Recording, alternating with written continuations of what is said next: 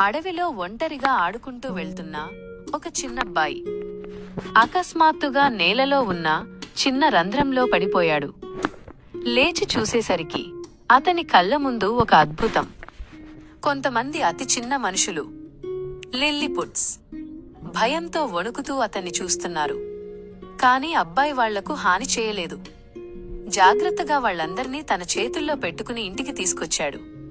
ఇంట్లో తల్లి చూసి ఒక్కసారిగా భయపడింది. ఇవాళ్లు మన ఇంట్లో ఉండకూడదు. మనము సాయం చేయాలి, కాని ఇక్కడ ఉంచకూడదు అని గట్టిగా చెప్పింది. అబ్బాయి మాత్రం ఒప్పుకోలేదు.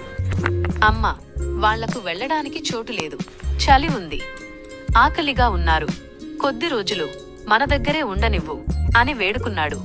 లిల్లీపుట్స్ కూడా మౌనంగా ఆ అబ్బాయినే ఆశగా చూస్తున్నారు. తల్లి ఆలోచనలో పడింది, కాని తన నిర్ణయం మారలేదు. ఆ రాత్రి ఆ ఇంట్లో ఒక రహస్యం నిద్రపోయింది. ఉదయానికి అబ్బాయి లేవకముందే తల్లి లిల్లీపుట్స్ ను తీసుకుని బయటికి వెళ్ళింది.